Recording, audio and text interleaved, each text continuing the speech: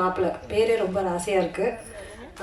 மேலும் வந்துட்டு இது ரொம்ப ரொம்ப ரொம்ப பெரிய ராசியான ஒரு படமாக ப்ரொடியூசர்ஸ் 2 பேருக்குமே ஒரு பெரிய லாபகரமான படமாக அமையுன்றதுல ரொம்ப ரொம்ப ஒரு உறுதியோடு இருக்கேன் நான்.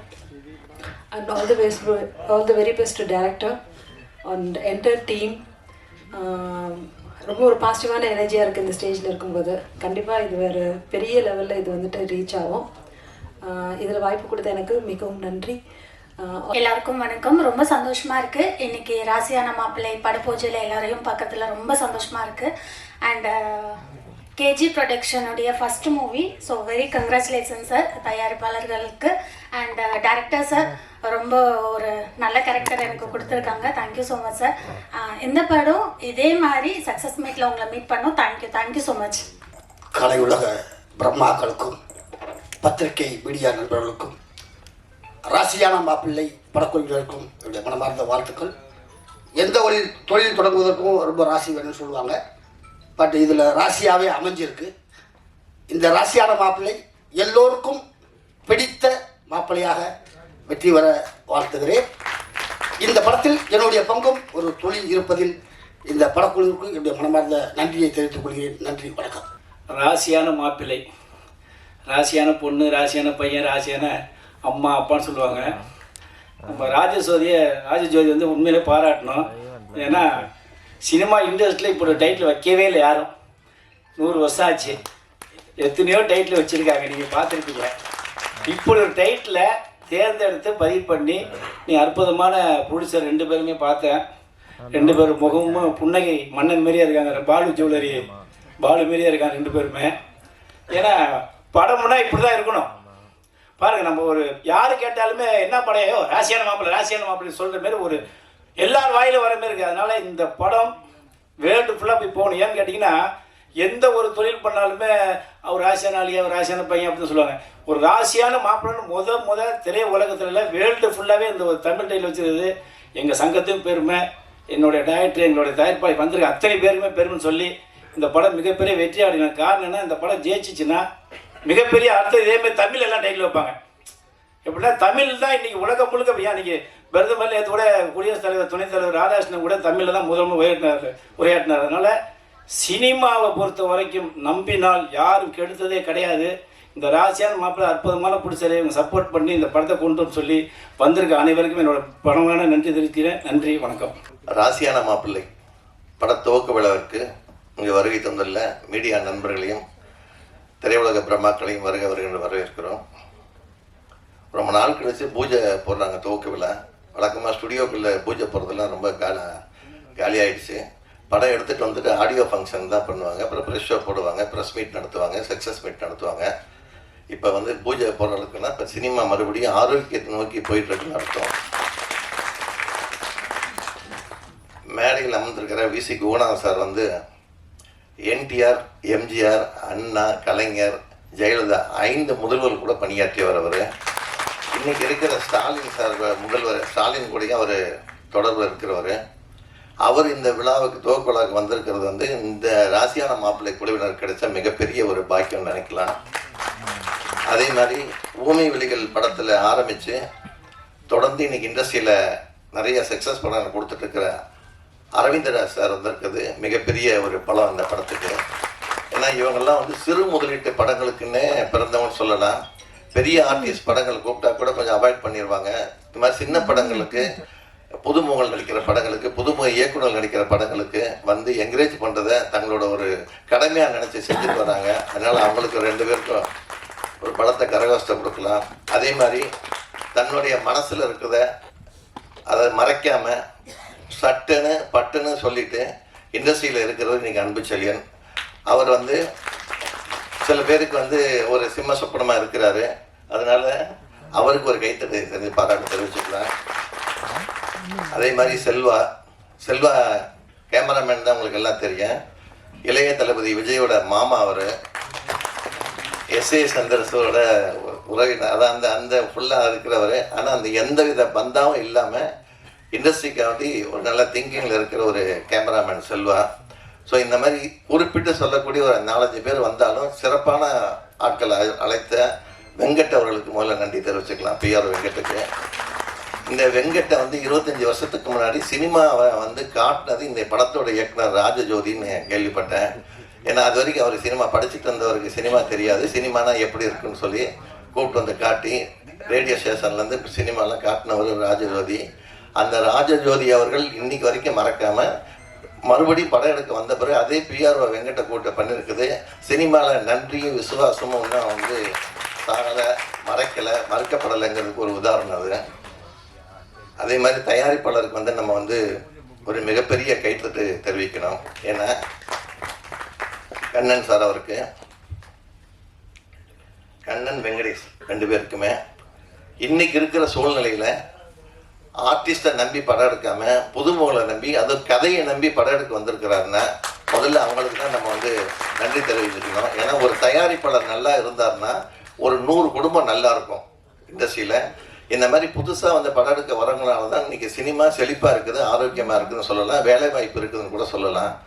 அதே மாதிரி இந்த மாதிரி படங்களில் என்ன சம்பளம் கொடுத்தாலும் நடிச்சு தரேன் அப்படின்னு சொல்லி வர்றவர் தான் முத்துக்காலை.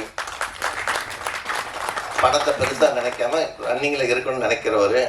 அதே மாதிரி ராதிகா மாஸ்டர் அவங்க வந்து பார்த்திங்கன்னா இந்த மாதிரி படங்களுக்கு வந்து பட்ஜெட்டுக்குள்ளே எடுக்கிறதா இருந்தாலும் சரி, நல்ல செலவு பண்ணி எடுக்கிறதா இருந்தாலும் சரி, அதுக்கு தகுந்த மாதிரி எடுத்து எந்த விதத்துக்கு குவாலிட்டி குறையாமல் பார்த்துக்கிறவங்க தான் ராதிகா மாஸ்டர். அவங்களுக்கு வந்து நம்ம நன்றி தெரிவிச்சுக்கலாம். ஏன்னா நான் நிறையா படங்களில் அவங்க வந்து ஆடியோ ஃபங்க்ஷனில் அவங்கள பார்த்துருக்கேன், பழகிருக்கேன். அதே மாதிரி இந்த இப்போ வந்து பேசிட்டு போனாங்களே மான்குட்டி ஹீரோயினி ஹேமலதாவையும் நம்ம பாராட்டு தெரிவிச்சுக்கணும். ஏன்னா இன்றைக்கி நடிகர் நடிகைலாம் அவங்க நடித்த படங்களுக்கே ப்ரொமோஷனுக்கு வர்றதில்லை. இவங்க வந்திருக்கிறாங்கன்னா அதுவே மிகப்பெரிய சிறப்பு இவங்களுக்கு. அதுக்காக ஆடியோ ஃபங்க்ஷனுக்கும் ப்ரெஸ் மீட்டுக்கும் ப்ரெஸ் ஷோக்கும் வராமல் இருந்துடாதீங்கம்மா இந்த படத்தில் நடிச்சுட்டு. ஸோ ஒரு இப்போ தயாரிப்பாளர் வந்து குடும்பத்தோடு வந்து தயாரிப்பாளர் இணை தயாரிப்பாளர் இப்போ பார்ட்னராக இருக்கட்டும் எல்லாம் ஃபேமிலியாக வந்து ஒரு ஃபங்க்ஷன் நடத்தி ஒரு தோக்கோலா வச்சுருக்காங்கன்னா முதல்ல அவங்களோட இல்லத்தரசிகளுக்கு நீங்கள் வந்து கைத்தட்டி பாராட்டு தெரிவிக்கணும். ஏன்னா சினிமானாலே மோசம் போகக்கூடாது சொல்கிற இந்த காலத்தில் அவங்க என்கரேஜ் பண்ணுறாங்க பாருங்கள். அப்போ தான் வந்து இந்த தயாரிப்பாளருக்கு வந்து ஒரு மிகப்பெரிய வரப்பிரசாதம். ஸோ இந்த மாதிரி ராசியான மாப்பிள்ளைங்கிறது அன்புச்செழியன் சொன்ன மாதிரி ஒரு மிக சிறந்த ஒரு டைட்டிலு. ஏன்னா கிட்டத்தட்ட 350 படங்களுக்கு மேலே தன்னோட பங்களிப்பு அனுப்பிச்சார். விசி கவுடா சார் கூட இந்த டைட்டில் வைக்கல இது வரைக்கும். எப்படி விட்டாருக்கு தெரியல இந்த மாதிரி. ஏன்னா அவரோட டைட்டில் எல்லாமே ஒரு மேன் பவராக இருக்கும், ஒரு கேட்சிங்காக இருக்கும், அது ஈஸியாக வந்து வாயில் நுழைகிறதா இருக்கும். அந்த மாதிரி டைட்டில் வைப்பார். ஏன்னா அவர் எம்ஜிஆர் கிட்ட வந்து ட்ரைனிங் எடுத்தவர், கலைஞர் கூட பழகினவர். ஸோ அவரே இந்த மாதிரி டைட்டில் வைக்கலைங்கிறது ஒரு ஒரு சிறப்பு அம்சம் தான். அந்த விதத்தில் இந்த டைரக்டர் ரொம்ப பாராட்டுக்குரியவர். இல்லை ராசியான மாப்பிள்ளை நினைக்கல. ஸோ இந்த மாதிரி படங்களுக்கு வந்து சோசியல் மீடியா அதாவது ஊடகம் பத்திரிகையாளர்கள்லாம் ஆரம்பத்துலேருந்து இந்த படத்துக்கு ஒரு ஹைப்பை கிரியேட் பண்ணிக்கிட்டே இருந்தீங்களா தான் இந்த படம் ரிலீஸ் ஆகும்போது இந்த படங்களுக்கு வந்து மிகப்பெரிய ஒரு எதிர்பார்ப்பு கிடைக்கும். ஸோ நீங்கள் என்ன நினைக்கிறீங்கன்னா கமர்ஷியல் ஹீரோக்கள் ஒரு 12 பேர் இருக்கிற படத்துக்கு மட்டுமே வந்து பப்ளிசிட்டி பண்ணாதீங்க. ஏன்னா அவங்களுக்கு பப்ளிசிட்டி தேவையில்லை, ஆட்டோமேட்டிக்காக எல்லாம் வந்துடுவாங்க. இந்த மாதிரி படங்களுக்கு நீங்கள் அடிக்கடி வந்து நியூஸ் ஸ்டில் போட்டுக்கிட்டே இருந்தீங்கன்னா தான் மக்கள்கிட்ட ரீச் ஆகும். ஏன்னா ஞாபகம் மருந்து இருக்கிற வரைக்கும் மக்களுக்கு இது ஞாபகமே இருக்காது. ஏன்னா இன்னைக்கு வர்றது விஷயம் நாளைக்கு மறந்துடுவாங்க, நாளைக்கு வேற ஒரு நியூஸ் வந்துடும். ஸோ அதனால் வீக்லி ஒன்ஸ் இந்த மாதிரி படங்களுக்கு ராசியான மாப்பிள்ளை மாதிரி படங்களுக்கு நீங்கள் பப்ளிசிட்டி பண்ணிக்கிட்டே இருங்க. அது வந்து மிகப்பெரிய ஒரு ஏன்னா நீங்களும் சினிமாவில் ஒரு அங்கம், அதை மறந்துடாதீங்க. இந்த இண்டஸ்ட்ரி இந்த தயாரிப்பாளர் இந்த மாதிரி குழுவினர் நல்லா இருந்தால் தான் நம்ம பத்திரிகையாளர்களுக்கும் சரி, தொலைக்காட்சி தோழர்களுக்கும் சரி, இணையதள நண்பர்களுக்கும் சரி, புகைப்பட கலைகளுக்கும் சரி, வியாபார தொடர்புகளும் சரி. நான் இறைவனை மிகவும் நம்புகிறவன்.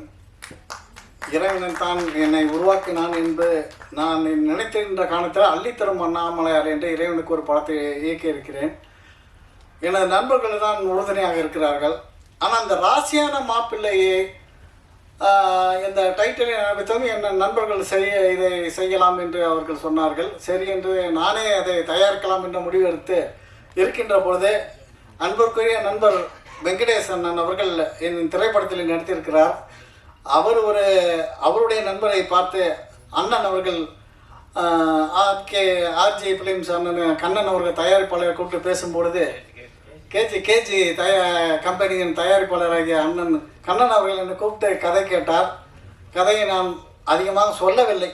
ராசியான மாப்பிள்ளை என்று கொஞ்சம் மேலோட்டமாக தான் சொன்னேன். அதில் நிறைய விஷயங்கள் இருக்கிறது அப்படி என்று சொன்னேன். ஆனால் நம்பிக்கை இவ்வளவெல்லாம் அவருக்கு என் மீது வரும் என்று நான் எதிர்பார்க்கவில்லை. எதை வைத்து அவர் என்னை நம்பினார் என்று இறைவனுக்கு மட்டும்தான் தெரியும். ஏனென்றால் ஒவ்வொருவரும் தயாரிப்பாளர் தேடி ஓடிக்கொண்டிருக்கிறார்கள். ஆனால் தயாரிப்பாளர் என்னை வந்து கூப்பிட்டு ஒரு வாய்ப்பு கொடுப்பது என்பது இறைவனுக்கு தான் நன்றி சொல்கிறேன். அண்ணாமலையாருடைய அருள் என்ன ஆச்சரியமாக இருக்கிறது. என்னை வந்து ஏவிஎம் ஸ்டுடியோவில் கேட்கிறார்கள், என்ன தயாரிப்பாளர் உன்னை கூப்பிட்டு ஆச்சரியமாக இருக்கிறது, படத்துக்கு நாங்கள்லாம் அலைகிறோமே என்கிறார்கள். இறைவன் இருக்கிறான் என்பதற்கு இது ஒரு சான்று. அப்படி இருக்கின்ற பொழுது இதை வந்து படம் எடுக்கலாம் என்ற தைரியத்தை எனக்கு வரவழைத்தது எனது அருமை நண்பர் தங்கராஜ் அவர்கள். சிரிங் போஸ்ட் ஸ்டுடியோ வைத்திருக்கிறார். படம் எடு, நான் பார்த்துக் கொள்கிறேன் போஸ்ட் ப்ரொடக்ஷன் என்று சொல்லி தைரியமாக என்னை இறக்கினால்தான் அதிகமாக நான் இறங்கினேன். அதேபோல் ஒவ்வொரு நண்பர்களும் இன்று இருக்கின்ற ஒரு நிறைய நண்பர்கள் தான் எனக்கு அதிகம். நான் அவர்களுக்கு உதவி செய்வேன், அவர்கள் எனக்கு உதவி செய்வார்கள். அதுபோல் இது ராசியான மாப்பிள்ளை ஒரு நல்ல கதை. முதலில் பார்த்தீங்கன்னா திருமணம் செய்வதற்கு ஒரு பெண் எவ்வளோ போராடுகிறாள், ஒரு ஆண்மகன் எவ்வளோ போராடுகிறான், வாழ்க்கையை ஏன் அவர்கள் சரியாக வாழவில்லை, அதில் வருகின்ற டைவர்ஸ் பிரச்சனைகள், அது வாழ நினைத்தால் வாழலாம் என்ற கருத்துக்களையும் வைத்துக்கொண்டு எங்கே ஒளிந்தாலும் உறவுகள் விடுவதில்லை, உறவுகள் என்பது நாம் ஒளிந்தாலும் விடுவதில்லை என்ற சில கருத்துக்களையும் வச்சுக்கொண்டு ராசியான நல்ல கதை. எந்தவித ஆபாசங்களோ கொலை வெட்டு குத்து இருக்காது. நல்ல நகைச்சுவை படம். இதில் வந்து நடிகர்களை ஏன் போடவில்லை என்றால், யார் போட வேண்டும், அவர்கள் போடவில்லை இவர்கள் போட என்ற யாருக்கும் வருத்தமும் வரக்கூடாது. அதனால் அவர்கள் சொன்னேன், நீங்கள் எதை வேணாலும் செய்கள் என்று கண்ணன் சார் அவர்களும் வெங்கடேஷ் அவர்கள் சொன்னார்கள். ஆனால் இவ்வளவு நம்பிக்கை வைத்து எனக்கு இந்த திரைப்படத்தை கொடுத்ததற்கு மிகப்பெரிய வெற்றி இருக்க நான் உழைப்பேன், எனது நண்பர்கள் உழைப்பார் என்று உறுதி கொள்கிறேன். இந்த வாய்ப்பினை எனக்கு தந்த தயாரிப்பாளர்கள் நன்றியை கூறி அனைவரும் எனக்கு உறுதுணையாக இருக்க வேண்டும் என்று பணிவாக வேண்டி விடைபெறுகிறேன். நன்றி, வணக்கம். நன்றி சார். இணை தயாரிப்பாளர் எஸ் வெங்கடேஷ் அவர்கள் இப்பொழுது. வந்திருக்கூடிய எல்லாருக்குமே வணக்கம். மேடையில் வந்திருக்கொண்டு இருக்கிற ஜாம்பவான்கள், நான் பெரிய பெரிய ஆளுங்க, என்னுடைய வயசுக்கும் மீறினவங்களாம் இருக்காங்க, எனக்கு பேரும் தெரியல, அவர்களெலாம் நன்றி தெரிவிச்சுக்கிறேன். இதில் எனக்கு அந்த அன்பு செல்வன் சார் வந்து அந்த சிறுபட தயாரிப்பாளர்கள் இதில் ரொம்ப பிடிக்கும் வர சார் எனக்கு. ஏன்னா அவர் சிறுபட தயாரிப்பாக ரொம்ப ஊக்குவிக்கிறார். நானும் கேஜி கண்ணன் சார் வந்து ஒரு பெரிய ஃபில்லர் அவர், நான் ஒரு சின்ன தூண். அதில் அவர் நான் நல்ல நீண்ட நண்பர், தொழில் ரீதியாக நாங்கள் நண்பர்கள். நான் சார்கிட்ட சொன்னேன், சார் நம்ம இந்த சின்ன சின்ன டைரக்டர்களுக்கெல்லாம் நம்ம வந்து படம் வாய்ப்பு கொடுப்போம் சார் அப்படின்னு சொல்லும்போது, சரி சார் அப்படின்னாங்க. அப்போ வருஷப்படுத்தினேன். நான் சார் படத்தில், ஜோதி சார் படத்தில் ஒரு சீன் கொடுத்தாரு, அதான் சொன்னாங்க இல்லையா அண்ணாமலையார், அதுன்னு அது பண்ணிட்டு வந்தேன்.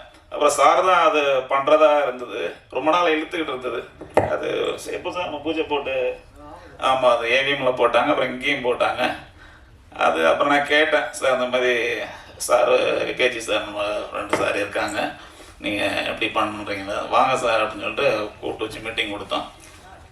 கதை கேட்டாங்க, சார் பண்ணுவோம் சார், நம்ம சேர்ந்தே பண்ணுவோம் அப்படின்னு சொல்லி. அது கேஜி சாருக்கு பெரிய நன்றி சொல்லணும். என்னுடைய பேச்சை கேட்டு இவ்வளோ இறங்கியிருக்காரு. இப்போ நானும் அவருக்கு ஒரு துணியாக இருப்பேன் எப்போவுமே. அது ஒன்று சார். அதுமாதிரி தொடர்ந்து இந்த கேஜி ப்ரொடக்ஷன்ஸ் வந்து சிறு டைரக்டர்களுக்கு நாங்கள் வந்து வாய்ப்பு கண்டினியூவாக இன்னும் ஒரு 3-4 படம் வந்து பண்ண போகிறோம்.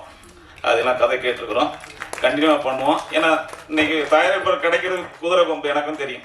சின்ன சின்ன டைரக்டர் எவ்வளோ கஷ்டப்படுறாங்க அதுவும் எனக்கு தெரியும் சார். அதனால் இந்த எங்களை வந்து நல்லா கரெக்டாக நீங்கள் பயன்படுத்திங்க. லாஸ்ட்டு கூட இந்த அறியாத பசங்க படத்தில் வந்து சார் ரகு சார் வந்து ரகு சார் அங்கே இருக்காங்க உங்களுக்கு, பெரிய டைரக்டர் முத்துராமன் சார் ஐயா பேச மாலையை வச்சுக்கிட்டு சார் நின்றுட்டே இருக்கிறாங்க. நிறைய விஷயம் பேசினாங்க. ஏன்னா அவர் சொல்லும்போது அதில் நானும் ரொம்ப மனசு பாதிச்சது. ஏன்னா அவர் அவ்வளோ பெரிய டைரக்டர் வந்து ரொம்ப பொறுமையாக பேசினார். அவர் நிறைய கதைகள் சொன்னார். டைரக்டர்களும் ஒரு 5 இது தான் சொன்னார். உழைப்பு, தன்னம்பிக்கை, ஒழுக்கம், எல்லாத்தையும் இந்த ஒரு 5 இது சொன்னார், மறந்துட்டேன். அது மாதிரி சின்ன சின்ன டைரக்டருக்கு வந்து கரெக்டாக எங்களை பயன்படுத்துங்க. நாங்கள் தொடர்ந்து வாய்ப்பு கொடுக்குறோம்.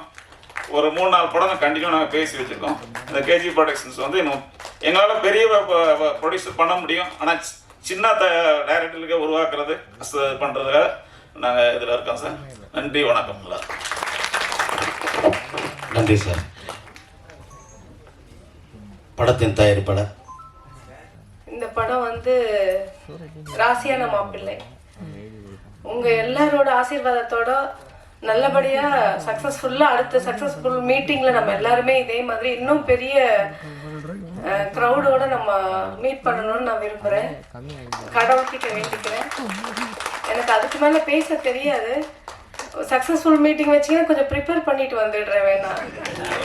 ஏன்னா சட்டுன்னு கூப்பிட்டு என்ன நன்றி உரை சொல்லிட்டாங்க. எனக்கு ஒன்றும் புரியல, என்ன பேசுறதுன்னு தெரியல. தவறு இருந்தால் மன்னிச்சிடுங்க. பெரியவங்களும் ஆசீர்வாதம், உங்கள் ஆசீர்வாதமும் எங்களுக்கு வேணும். நன்றி. நன்றி மேடம். முதல் மேடையை சிறப்பான மேடை அமைந்து விட்டது. வாழ்த்துக்கள் மேடம். அடுத்தது நம்ம அவரோட எதிர்பார்த்திருக்கும் பன்முக கலைஞர், திரையுலக முன்னோடி, மக்கள் திலகத்தின் மனதை தொட்டவர், நடிகர் திலகத்தின் இதயத்தை தொட்டவர், மதிப்புக்குரிய விசி குணநாதன்.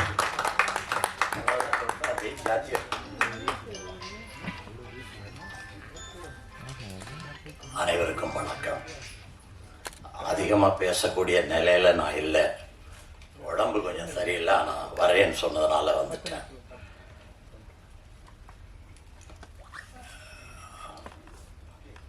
இங்கே டைட்டிலை பற்றி எல்லாரும் பேசுனீங்க. இந்த போர்டை பார்த்துருப்பீங்கன்னு நினைக்கிறேன் எல்லாரும். முதல்ல ஒரு வரி இருக்கு, அதை மறக்க முடியுமா? அது என்னன்னு பல பேருக்கு தெரியாதுல்ல. எந்த படத்தில் இருக்கிற எந்த பாட்டு அது? எந்த பாட்டு? அப்ப ராசியான மாப்பிள்ளைக்கு மேல இருக்கிறது தான் உண்மையான ஆசீர்வாதம். நாங்க ஆசீர்வாதம் பண்ண வேண்டிய அவசியம் இல்லை. என் இதய தெய்வம், என்னுடைய வாழ்க்கைக்கு காரணமா அஸ்திவாரமா இருந்த எம்ஜிஆர் அவர்களுடைய பாடல் வரிகள். டைரக்டர் ரொம்ப கெட்டிக்காரர். அதனாலதான் எம்ஜிஆரை தூக்கி ராசிக்கு மேல போட்டார். இந்த ராசி எல்லாத்தையும் தாண்டினவர் தான் எம்ஜிஆர். இந்த டைட்டிலை பத்தி சொல்லும் போது எம்ஜிஆர் செய்த ஒரு நிகழ்வை சொல்றேன். முதல் படம் எனக்கு கொடுத்தாரு, அது புதிய பூமி, நான் உங்கள் வீட்டு பிள்ளை. அந்த பாட்டு இருக்கிற படம். அந்த படம் முடிஞ்சதுக்கு அப்புறம் நம்மளை கூப்பிட மாட்டாருன்னு நினைச்சேன். படம் நல்லா ஓடிச்சது. ஏன்னா அதுக்கப்புறம் நான் ரொம்ப பிஸி ஆயிட்டேன். ரொம்ப பிஸின்னா நம்ப மாட்டீங்க, 17 வயசுல நான் எம்ஜிஆருக்கு படம் எழுதினேன். முதல் படம் புதிய பூமி, அடுத்த படம் சிவாஜிக்கு எங்க மாமா, அடுத்த படம் தங்கைக்காக, அடுத்த படம் ரவிச்சந்திரனுக்கு நாளும் தெரிந்தவர். இப்படி பயங்கர பிஸியா போயிட்டு இருக்கிற நேரத்தில் நம்ப மாட்டீங்க, காலேஜில் படிச்சுட்டு இருக்கேன், பச்சபாஸ் காலேஜில் செகண்ட் இயர் பிகாம். ஒரு நாள் ஒருத்தர் வந்தார். அங்கே லெக்சரரை பார்த்து அவரோட பேசணும்னு சொன்னார். அவர் நீங்கள் யார் ஏதோ கேட்டிருப்பாங்க போல இருக்கு. இல்லைங்க, அது நான் இல்லை அப்படின்னு. இப்போ கேலரியில் மேலே பார்த்தாரு காலேஜில். அங்கே ஒரு கை இப்படி கர்ச்சிப்பை வீசிக்கிட்டு இருக்கு. அதான் படுத்துட்டேன்.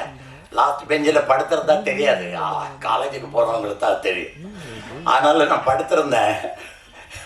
ராத்திரி ஷூட்டிங் போயிட்டு வந்ததுனால தூக்கம் வந்துச்சு. கிளாஸில் படுத்திருக்கேன். கர்ச்சிஃபை எடுத்து இப்படி வீசிக்கிட்டு இருக்கேன். இந்த கையும் கர்ச்சிஃபும் கீழே இருக்கிற ப்ரொஃபஸருக்கு தெரியுது, ஆனால் நான் படுத்திருக்கிறது தெரியலை. அவனை எழுப்பிட்டு கூட்டினான். அவர் சொன்ன வார்த்தை, "We can't afford to have a fan for you, man" அப்படின்னார். "That is why I'm doing this, sir" அப்படின்னா. அது பச்சபாஸ் காலேஜ். அதனால் அவங்களும் அப்படி தான் பேசுவாங்க, நாங்களும் அப்படி தான் பேசுவோம். சரி, என்ன விஷயம் அப்படின்னு கேட்டால், திடீர்னு தூக்கத்தில் இருந்தவங்க எழுப்பி கூப்பிட்டு, "என்ன, உன்னை பார்க்குறதுக்கு ஒருத்தர் வந்திருக்காரு." திரும்பி பார்த்தேன், ஆச்சரியமாக இருந்துச்சு. வெளியே வந்தேன். அவர் சொன்னார், "உங்ககிட்ட கதை இருக்குன்னு எம்ஜிஆர் வாங்கிட்டு வர சொன்னார்." என்னங்க அது? நீங்கள் யாருமே நம்ப மாட்டீங்க. வந்திருந்தது கோவை செழியன். அவர் கேட்டார், "என்ன தெரியுமா உங்களுக்குன்னு?" "தெரியும்." "எப்படி?" "நீங்கள் கோவை செழியன் தானே?" நான் சொன்னேன். "ஆமாம்." "எங்கே பார்த்துருக்கீங்க?" "காஞ்சியில் நான் அண்ணா வீட்டுக்கு அடுத்த வீட்டில் இருந்து படிச்சுக்கிட்டு இருக்கிற நேரத்தில் நீங்கள் அங்கே வந்தீங்க, நான் பார்த்தேன்." நல்லா யோசனை பண்ணி பாருங்க. அந்த சின்ன வயசுலேயே அண்ணா பழக்கம். அங்கே வந்த கோவைச்செழியன் தெரியும். அந்த கோவைச்செழியன் விஜயபாஸ் காலேஜுக்கு வந்திருக்காரு. எங்கிட்ட கதை வாங்க சொல்லி எம்ஜிஆர் அனுப்பிச்சிருக்காரு. 2வது படம் கொடுப்பாரோ கொடுக்க மாட்டாரோன்னு நினச்சிட்டு நான் வேறு வேலையெல்லாம் போயிட்டுருக்கேன். ஆனால் அவர் சொன்னாருங்கிறதுக்காக நான் உடனே ஓடி போனேன். நானும் வரேன்னு சொல்லிட்டு போனேன். போனோடனே என்ன சார் திடீர்னு காலேஜுக்கு அனுப்பிச்சிருக்கீங்க? இல்லை நீ இன்னொரு படம் என்னோடய வேலை செய்யணும்னு நினச்சல, அதான். சரிங்க, கதை கொடுத்துட்றேன். எவ்வளோ நாளா? 3 நாள். முன்னே அதே தான். புதிய பூமி கேட்டபோது 3 நாள். 3வது நாள் கதையை கொண்டு போய் கொடுத்துட்டேன். அது ஓகே ஆச்சு. அதே மாதிரி இந்த தடவையை நான் 3 நாள் சொன்னேன். 3 நாள் கழித்து ஒரு ஃபைல் ரெடி பண்ணிட்டேன். கொண்டு போய் கையில் கொடுத்தேன். அவர் சொன்னார்ல பவுண்ட் நோட் புக், அப்போவே நான் அப்படி தான் எழுதுவேன். எழுதினா இவ்வளோ எழுதிடுவேன். எழுதி அதை ஃபைலாக போட்டு ஏன் அந்த பழக்கம் வந்ததுங்கிறது சொல்கிறேன். ஒரு காரணம் சொல்கிறேன். இதெல்லாம் மற்றவங்களுக்கு உதவியாக இருக்குங்கிறதுக்காக தான் சொல்லிகிட்டு இருக்கேன். என்ன சொல்கிறதுக்காக பேசலை. ஏன்னா நான் எல்லாத்தையும் பார்த்துட்டேன். வயசு 80 ஆச்சு. அதனால் இனிமேல் என்னை பற்றி சொல்லணுங்கிற அவசியம் இல்லை. இதெல்லாம் உங்களுக்கு பயனுள்ளதாக இருக்குங்கிறதுக்காக தான் சொல்கிறேன். அதனால் அவர் நான் பவுண்ட் நோட் புக் எழுதி கொண்டு போய் ஃபைலை கொடுத்துட்டேன். ஃபைலை பார்த்தாரு. பேனா இருக்கா கொடு. ஒன்றும் புரியலை எனக்கு. பேனா எடுத்து கொடுத்தேன். நல்ல வேளை இது மாதிரி பேனா அப்போ வச்சுருந்தேன். எடுத்து கொடுத்தேன். உடனே பேனாவை திறந்துட்டு டைட்டில் அடித்தார். நான் எழுதியிருந்த டைட்டிலை எம்ஜிஆர் தன் கையால் அடித்தார். கதையை படிக்காமலே டைட்டிலை அடித்தா எவ்வளோ கோபம் வரும் ஒரு ரைட்டருக்கு, யோசிச்சு பாருங்க. ஆனால் நான் கோபப்பட முடியாது. நான் கடவுள் முன்னாடி நிற்கிறேன். என்னை பொறுத்தவரைக்கும் அவர் கடவுள். அதனால் கடவுளுக்கு முன்னாடி நிற்கிறேன். அதனால் நான் கோபப்படலை. ஏன் அடிக்கிறாரு? படிக்கவே இல்லை, அடிக்கிறார். இங்கே வா. என்ன டைட்டில்? நான் எழுதியிருந்தது ஏழை அழுத கண்ணீர். இப்படி தான் எழுதி. ஏன் அப்படி எழுதியிருந்தேன்னா, அவங்க அப்பா ஒரு சைக்கிள் ரிக்ஷா ஓட்டுற தொழிலாளி. அவர் கஷ்டப்பட்டு தன் பையனை டிகிரி படிக்க வச்சிருப்பார். அந்த தொழிலாளியோட இவர் சொல்லும்போது சொல்லுவார் ஒரு இடத்துல, உங்கள் நெத்தியில் நான் வேர்வையை பார்த்துருக்கேனே தவிர உங்கள் கண்ணில் ஒரு நாள் கூட கண்ணீரை பார்த்ததில்லை. ஆனால் இன்னைக்கு அந்த கண்ணீருக்கு பதில் சொல்ல வேண்டியவங்க பதில் சொல்லித்தான் ஆகணும். முதல் தடவையாக உங்கள் கண்ணில் கண்ணீரை பார்க்குறேன்னு சொல்லுவார். அப்படி ஒரு சீன் இருக்கு. அதனால் நான் ஏழை அழுத கண்ணீர், ஏழை அழுத கண்ணீருக்கு நிச்சயமாக பலன் கிடைக்கும். அதுதான் என்னுடைய எண்ணம். ஆனால் அவர் சொன்னார், இங்கே வா, இப்போ ஒரு படம் பார்க்க போகிறோன்னா டைட்டில் சொல்லணும்ல. இந்த படத்தை பார்க்க போகிறேன், ஏழை அழுத கண்ணீர்னு சொன்னால் அது பாசிட்டிவாக இல்லை. டைட்டில் வேற சொல்லிட்டார். ஒரு 2 நிமிஷம் அதில் நான் சொன்ன உடனே குமரி கோட்டம். ஏன் அந்த டைட்டில் சொல்கிறேன்? கதாநாயகி பேர் குமரி, அதனால குமரி கோட்டம். ஏய் பொய் சொல்லாத, இது அண்ணாவோட டைட்டில் தான். யோசிச்சு பாருங்க, எத்தனை இடத்துல சிக்கல். 17 வயசு 18 வயசுலையே. ஆனால் உண்மையாக தான் குமரி கோட்டம் வந்து அண்ணா எழுதிய ஒரு கதை, சின்ன சிறுகதை. அதே மாதிரி நான் சொந்த படம் எடுக்கும்போது படத்துக்கு பேர் வச்சேன் ராஜபாட் ரங்கத்துறை, அதுவும் அண்ணாவோட கதை. இன்னொரு படம் எழுதினேன் நீதிதேவன் மயக்கம், நீதிதேவன் மயக்கமும் அண்ணாவோட டைட்டில் தான். இப்படி டைட்டில் திருடிடுவேன். ஏன்னா அவர் என் மேலே ரொம்ப பிரியமாக இருப்பார். என்ன நீ நல்லா வான்னு சொன்னது, எழுதுன்னு சொன்னது அண்ணா தான். நான் நடிக்கணும்னு ஆசையோடு தான் வந்தேன். சின்ன வயசில் கொஞ்சம் அழகாக இருப்பேன், அதனால் அப்படி ஒரு ஆசை. ஆனால் எழுதுன்னு சொன்னது அண்ணா.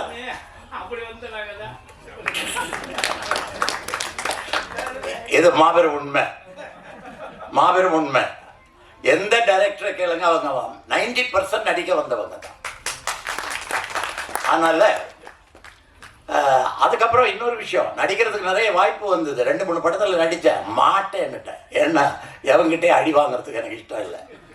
எவங்கிட்டே என் கேரக்டர் திட்டினா கூட எனக்கு பிடிக்காது. அப்படி ஒரு உணர்ச்சி வசப்பக்கூடிய ஒரு ஆள். அதனால் திறமை இருக்கு, மறந்து விடாதே. இதை யார் சொல்கிறாரு? இந்த ராசியான மாப்பிள்ளை சொல்கிறார். இந்த ராசியான மாப்பிள்ளைக்கு சொந்தக்கார யாரு? டைரக்டர். இந்த டைரக்டர் இதை சொல்கிறாருன்னு சொன்னால் அவருக்குள்ள ஆழமாக எல்லாமே பதிஞ்சிருக்கு, எல்லாத்துக்கும் அவர் தயாராக இருக்காருன்னு தான் அர்த்தம்.